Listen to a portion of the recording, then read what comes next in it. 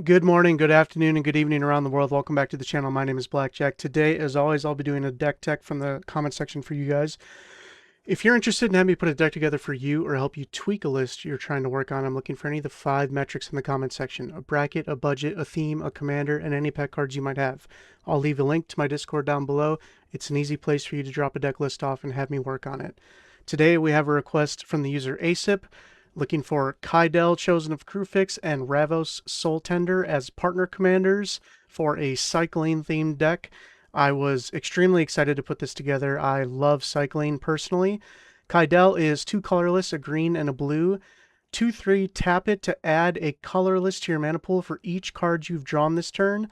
Ravos is 3 colorless, a white and a black, so you're every color but red, sans red.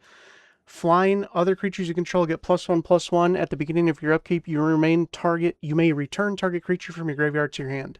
So, cycling is an incredibly powerful ability for a couple reasons. Number one, and most importantly, is the cards are multifaceted. So if you look at a card here, like Angel of Runes, it has 2 different modes of play. In the early game, you can pay 2 to plane cycle it by discarding it and then searching your library for a planes and then putting it in your hand and shuffling. So if it's early in the game, you have nothing to do, you have 2 lands out, maybe you're just going to cycle Angel of Runes and go get your 3rd land drop. But if it's later in the game, then you can also deploy the actual cast of it, which is 7 mana. When it enters, exile up to 2 artifacts and or enchantments. So the reason that these commanders particularly are powerful with cycling is, one, if you do cycle things early, like Angel of Runes, Ravos can buy them back to your hand. So you don't actually have to feel bad about channeling or cycling any of your cards because you know that Ravos will always be able to buy them back later on in the mid and late game. And Kydele is good because if you do cycle things early, more often than not, if you're not planes cycling or land cycling, if you're doing something like just plain cycling for 2 colorless, discard this card, draw a card, you are generating mana off Kydele. Now, this deck isn't built to generate a million mana off Kydele, but the reason that she's cool is because, one, she's not going to have a giant target on her back because she's only going to be netting us on average like 2 mana a turn, but she's going to essentially pay for our cycling. On average, cycling is around 1 to 3 mana, so I'm hoping that the way this normally plays out is Kydele is going to essentially cover that cost for you almost every turn of the game, but not be a big enough threat that it's going to get removed. So the most impressive piece in any cycling deck is Fluctuator. It makes your cycling abilities cost up to 2 colorless less to activate. That means there are certain cycling abilities that will literally cost nothing. Something like Archfiend of Ifnir is literally just discard, draw a card. Fluctuator is extremely powerful, and Kydele is obviously a worse version, but in a way, kind of another version of Fluctuator in your deck. So Archfiend, whenever you cycle or discard, you distribute -1 counters to all creatures your opponents control. Bone Miser will give you payoff for whenever you discard a card. Remember, cycling, it does count as discarding. Cloud of Fairies has an ETB to untap lands. Colossal Sky Turtle can channel, so you can bounce stuff and you can also return stuff.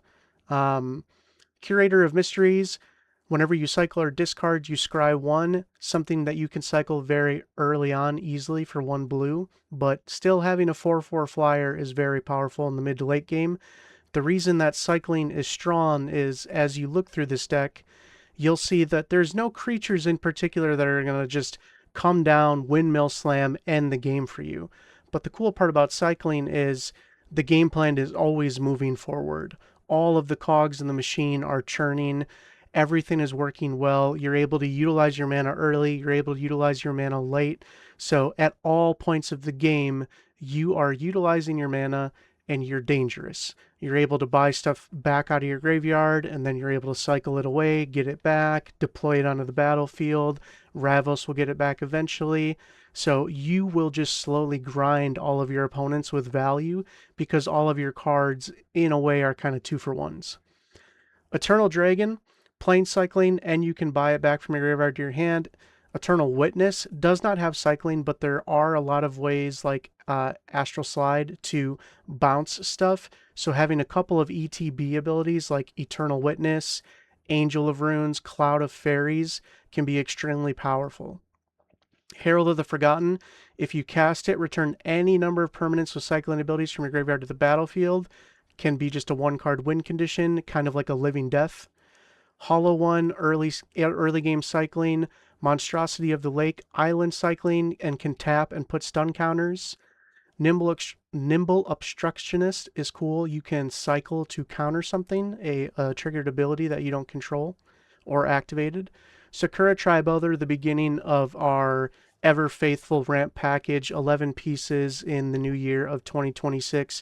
You have Sakura Tribe Elder, Cultivate, Farseek, Kodama's Reach, Nature's Lore, Rampant Growth, Shared Roots, 3 Visits, Arcane Signet, Soul Rain, Felwar Stone, 11 up, 11 down. It's the ramp package I go with in every green shell, and it's what I recommend for you to have a consistent game plan every time you sit down. Street Wraith, easy cycling, Timeless Dragon, cycling and can eternalize. Troll of Khazad-dûm, cycle to get you a land early. Vizier of Tumbling Sands can cycle and untap stuff. And then Wistfulness, a new card. It has Evoke, so kind of like cycling, but it still is sacrificed when it enters. But you can still do a couple of really interesting things. So you can exile artifacts and enchantments, and you can also draw and discard cards. So I wanted to put it in here as a interesting test to these new incarnations. I think they're going to end up being pretty good in our format. So Akroma's Vengeance, you can obviously use this as a board wipe or cycle it away. Same with Decree of Pain and Dismantling Wave. There's a lot of different things that can kind of just mass board removal, or you can cycle it if you don't need to do that. Decree of Justice, you can make tokens, or you can cycle it early to make a little bit weaker ones. Living Death, we talked about, extremely powerful.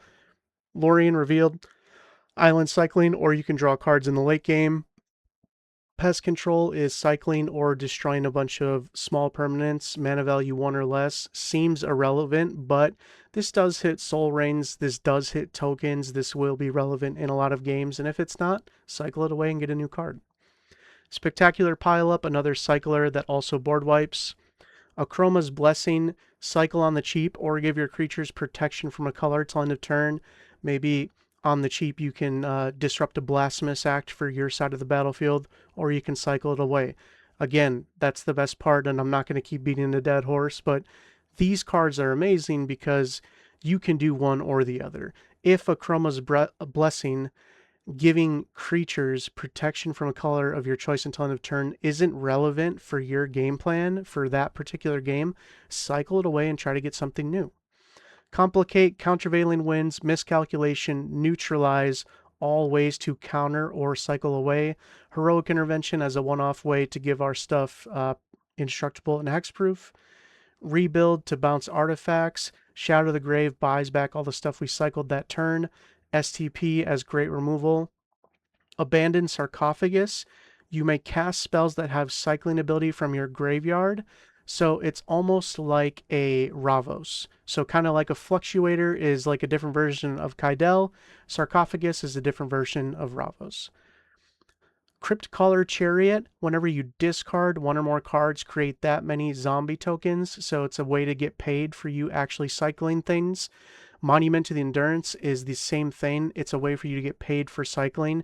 So when you cycle something to draw a card, you're getting a new card and you're triggering Monument to Endurance to draw another card or use one of its other effects.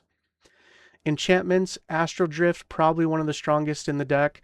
Whenever you cycle this or another card what's on the battlefield, you can essentially bounce a creature and return it. So bouncing the Angel of Runes to exile more artifacts and enchantments, the Eternal Witness, even something like the Cloud of Fairies to untap 2 lands and hold up a counterspell can be really, really powerful. Astral Slide, whenever a player cycles a card, you may remove a creature from the game. If you do, return it to play. Same thing, kind of. Decree of Silence, you can cycle this to counter a spell, and then there's also this half of it as well. Whenever an opponent plays a spell, counter that spell, put a depletion counter on it. If there's 3 or more, sacrifice it. So it can be a triple counter or it can be something you cycle to counter. Drake Haven, another way to get paid for cycling. You can make Drakes. Ghostly Prison, as well as Propaganda to buy some time. New Perspective to make cycling cheap and draw some cards. Ominous Seas, cycle it, or put it down early. You'd be surprised how often you draw 8 cards and are able to make an 8/8 Kraken. This in my world, this is essentially 2 mana in 5 turns make an 8/8 Kraken, which if you get it down on turn 2 can be relevant. If not, cycle it away. On the trail, we're looking to cycle almost every turn of the game, which means we're going to be drawing 2 cards every turn of the game. So you'll get to trigger this and put a land from your hand on the battlefield. Reconnaissance Mission will give you card draw or cycling early, and then Shark Typhoon can be another great payoff by making sharks late game or cycling early. Lands, nothing crazy. As always, do your best with what you have. 4 mana is, in my opinion, the most expensive and tedious mana base to build.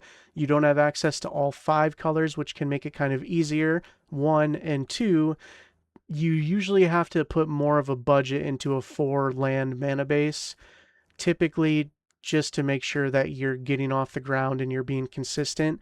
3 colors is easier and 5 colors is easier. Maybe that's a hot take, but 4 in my opinion is normally the difficult spot where you have to actually put some money in. That being said, do the best with what you have. Notably, the triomes do have cycling. You might be wondering why I don't have the 1 mana cycling lands.